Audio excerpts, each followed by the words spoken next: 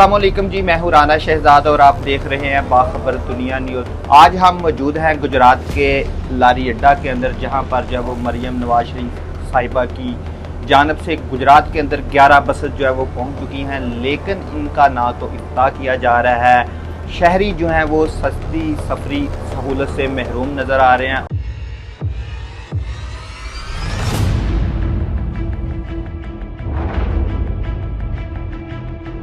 गुजरात के अंदर शहरी ये भी शिकवा करते हुए नज़र आ रहे हैं कि गुजरात की टूटी फूटी सड़कों और गुजरात का जो सीवरेज निज़ाम है, एक बारिश होती है तो पूरा शहर जो है वो पानी के अंदर डूब जाता है।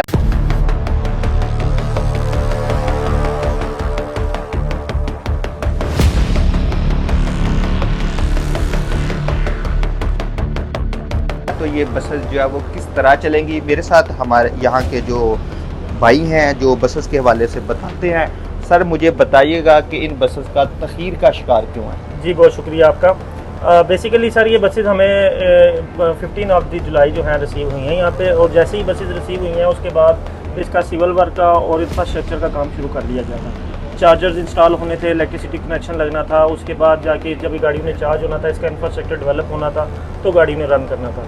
अभी जैसे आप इधर मौके पे मौजूद है, इसका तमाम इंफ्रास्ट्रक्चर जो है वो मुकम्मल कर लिया गया है। तमाम भर्ती का अमल मुकम्मल हो गया है, ड्राइवर्स की ट्रेनिंग चल रही है, फेयर कलेक्टर्स की ट्रेनिंग चल रही है। तो अब जो है जैसे ही इनकी ट्रेनिंग मुकम्मल हो जाती है तो आपको ये बसेस जो है ना गुजरात में चलती नज़र आएंगी।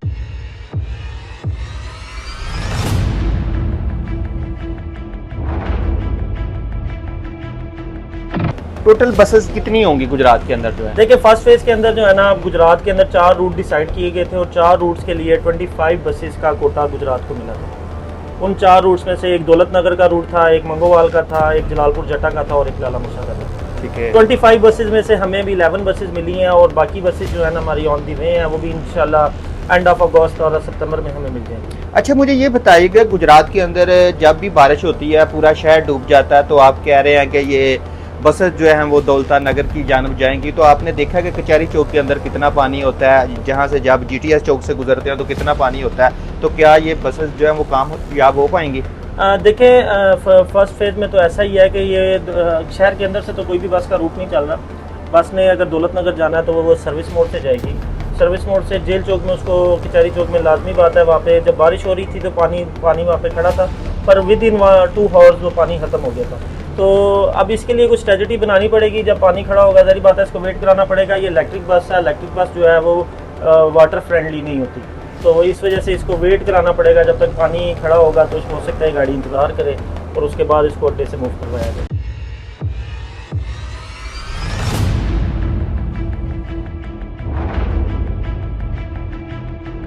अच्छा जब ये गाड़ी इंतज़ार करेगी तो जो अंदर सवारियाँ होंगी, जो पैसेंजर होंगे, तो वो आप लोगों से फाइट नहीं करेंगे कि भाई हमें क्यों लेट कर रहे हैं, हमने तो किसी बच्चे ने यूनिवर्सिटी जाना है, किसी ने अपनी जॉब पे जाना है, तो फिर क्या बनेगा?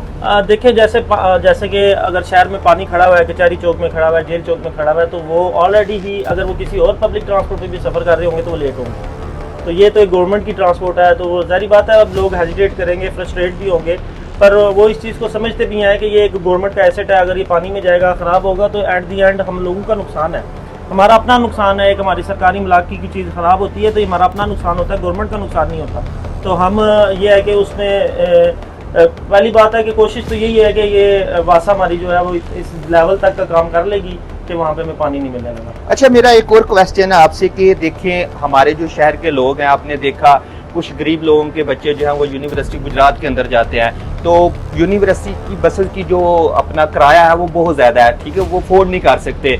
तो उनका तो ये दिल था अगर हम 30 से 20 को ज़रब दें तो 600 रुपया बनेगा मेरे ख्याल में, और 600 1200 आने जाने का, ऐसे ही है। जी जी। तो अब एक बंदे को 1200 वाला रिलीफ अच्छा लगेगा कि या 15 से 18 या 20,000 वाला रिलीफ लगेगा? उस रूट पे बसेज जो है वो चल ही नहीं रही, तो हुकूमत पंजाब जो है वो जो रोड गुजरात के 2 ठीक है उन पे बसेज चला रही हैं, तो सिटी के लोगों का क्या कसूर है?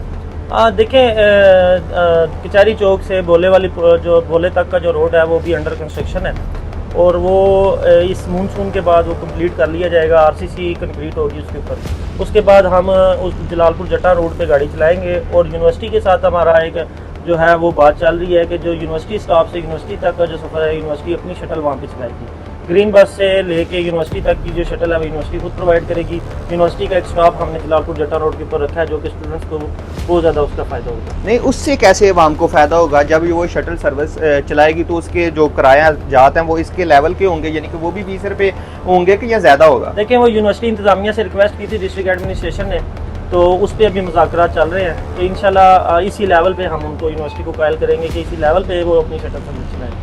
बहुत शुक्रिया जी आपका, जिस तरह आपने जी हमारे भाई की बात सुनी। लेकिन यहाँ पर जो है वो मैं ज़िली इंतज़ामिया को मैसेज देना चाहता हूँ कि खुदारा गुजरात की जो अवाम है वो ज़लीलो ख्वार हो रही है। गुजरात की जो सिटी के अंदर जो सड़कें हैं वहाँ के लोग जो हैं वो इंतहाई परेशान हैं। जेल चौक के अंदर कई फुट तक जो है वो पानी खड़ा हो जाता है। जेल रोड पर जो है वो कई फुट तक जो है वो पानी खड़ा हो जाता है। और उसके साथ साथ जलालपुर जट्टा वाला रोड जो है वो तकरीबन जो है वो अरसा 3 साल से टूट फूट का शिकार है। कारोबार मुकम्मल तौर पर जो है वो बंद हो चुके हैं। ताजर कम्युनिटी जो है वो इंतहाई परेशान। और यहाँ पर आपने जो इलेक्ट्रिक बसेस के हवाले से बात भी सुनी तो उनका ये कहना था कि वो रूट अभी तक जो है वो चालू नहीं होगा। तो गुजरात के अंदर जो ग्रीन बसेस तो मरियम नवाज शरीफ का तोहफा तो पहुंच गया, लेकिन ज़िली इंतज़ामिया की नाअहली की वजह से सिटी के अंदर आपको ये ग्रीन बसों की सहूलत जो है वो मुयस्सर नहीं होगी। इसके साथ ही राना शहजाद को इजाज़त दीजिएगा। अल्लाह हाफ़िज़।